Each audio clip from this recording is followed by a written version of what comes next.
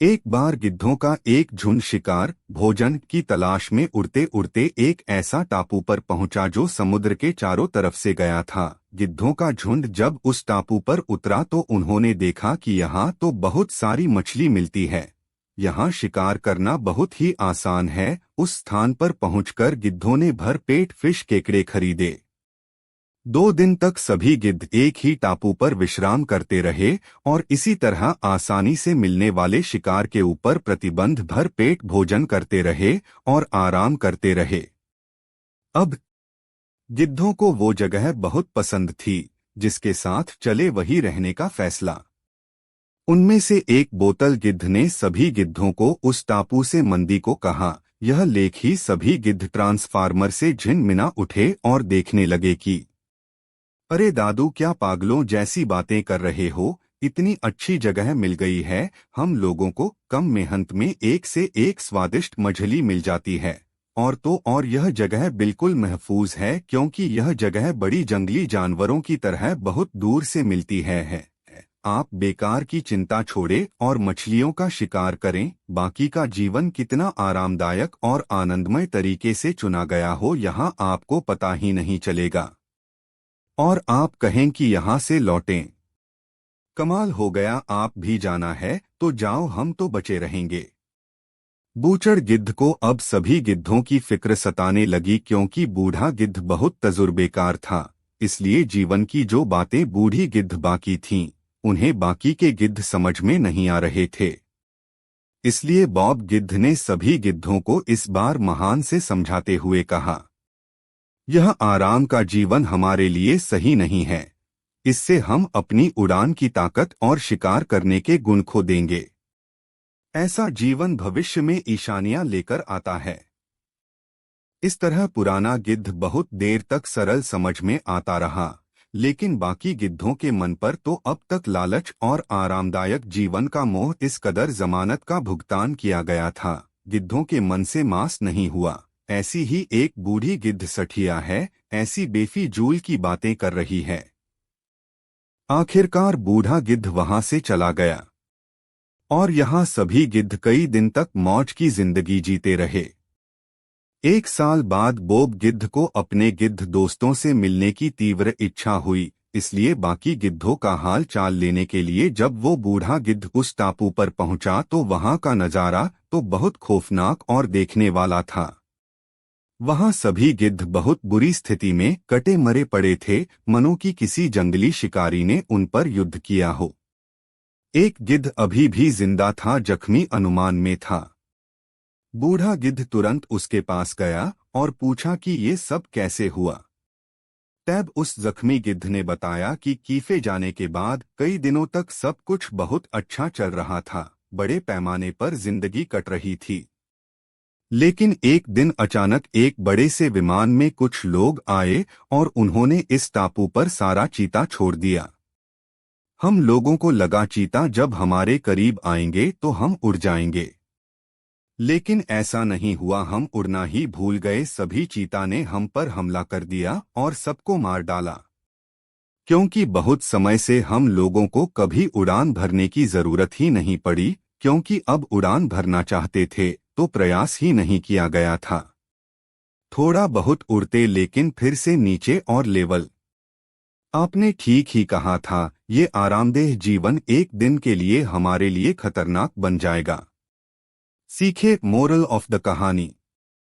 दोस्तों, इस कहानी से हमें सीखना है, जीवन में संघर्ष और मेहनत बहुत जरूरी है। एक आरामदायक जीवन विचारक की शक्ति और फिजियोलॉजी को समाप्त कर देता है। यदि लगातार परिश्रम करना बंद कर दिया जाए तो शरीर और भाग्य दोनों खराब हो जाएंगे। कंफर्ट जोन में जाने के बाद अक्सर उससे बाहर निकलना मुश्किल होता है। ऐसे में चुनौतियां आने पर उनका सामना करना आसान नहीं होता। इसलिए कभी भी कंफर्ट जोन में पर्यटक खुश नहीं हो जाते। खुदकुशी को हमेशा चुनौती देते रहना और मुसीबत के लिए तैयार रहना। जब तब आप चुनौती का सामना करते हैं, आगे बढ़ते हैं। जो सभ्यता जितनी अधिक पुरानी होगी उतनी ही अधिक किस्से, कहानियां उससे जुड़ी होती है जो हमें सुनने को मिलती हैं। जो किस्से कहानियां हमें सुनने को मिलती हैं, जरूरी नहीं कि वो उसी तरह घटित हुई हो जिस तरह वो हमें सुनाई जा रही हों। इतना जरूर होता है कि इन किस्सों और कहानियों में कोई न कोई सीख छुपी होती है। अंडमान निकोबार द्वीप समूह में भी बहुत तरह के किस्से कहानियां मशहूर हैं। इनमें से कुछ को लीलाधर मंडलोई ने लिखा है। प्रस्तुत पाठ ततारा वामीरो कथा अंडमान निकोबार द्वीप समूह का एक छोटा सा द्वीप है। उस द्वीप पर एक दूसरे से शत्रुता का भाव अपनी अंतिम सीमा पर पहुंच गया था। इस शत्रुता की भावना को जड़ से उखाड़ने के लिए एक अतिरिक्त आत्मबलिदान दिया गया था। उसी सम्मिलित के बलिदान का वर्णन लेखक ने प्रस्तुत पाठ में किया है। एक साथ प्यार करने वाले को नापसंद किया जा सकता है और सभी के बीच नफरत फैलाने वालों को बढ़ावा दिया जा सकता है। इसलिए जो कोई भी समाज के लिए अपने प्यार का, अपने जीवन का बलिदान देता है, समाज न केवल उसे याद रखता है बल्कि उसके द्वारा छोड़े गए त्याग और समर्पण को उपयुक्त नहीं बनाता है। यही कारण है कि वह इसी कारण से आस्था समाज के सामने के सामूहिक सदस्यों को आज भी इस द्वीप के निवासी गौरव और श्रद्धा से याद करते हैं। 10 एक जंगल में एक तमाल के पेड़ पर चिमनी का घोंसला था। इसमें चिमनी का अंडा था। एक दिन एक हाथी उस तमाल के पेड़ की छाया में बैठने आया, लेकिन उसने चिमनी की उसी शाखा को नीचे खींच लिया जिसमें उस पेड़ पर अपनी चोंच से बनाया हुआ चिमनी का घोंसला था और उसे नीचे गिरा दिया तो चिमनी के अंडे फूट गए। इस घटना से चिमनी जोर जोर से रोने लगी। उसका एक दोस्त बढ़ी पास में ही रहता था। चिमनी के रोने ने उसे उसकी ओर दौड़ा दिया। बढ़ी पक्षी उसे समझाने लगा, क्या खोया हुआ अंडा वापस आएगा? फिर से अपनी आंखें पोंछो और नई दुनिया में वापस आ जाओ। तब चिमनी जवाब देती है, यह सब सच है, लेकिन मुझे इस मदमस्त हाथी को मारने का उपाय बताओ, क्योंकि इसने मेरा अंडा तोड़ दिया। बढ़ी सोच समझकर कहता है, मेरी एक मक्खी मित्र है जिसका नाम वीनाखा है, आ जाओ उसकी मदद लें। बाद में जब वीनाखा मक्खी को बढ़ी की पार्टी से सच्चाई का पता चलता है तो वह कहती है, मेरा मेघनाद नाम का एक मेंढक दोस्त है, वह आपके बहुत काम आएगा। फिर सब मेघनाद जे पास चले जाते हैं।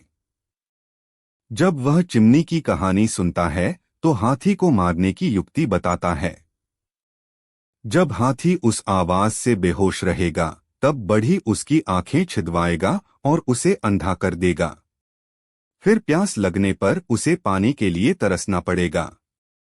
मैं गड्ढे के पास बैठ जाऊंगा और चिल्लाऊंगा, दारव दारव। हाथी सोचेगा कि पानी है, फिर गड्ढे की तरफ चलेगा तो गड्ढे में गिरेगा तो कौन बचाएगा?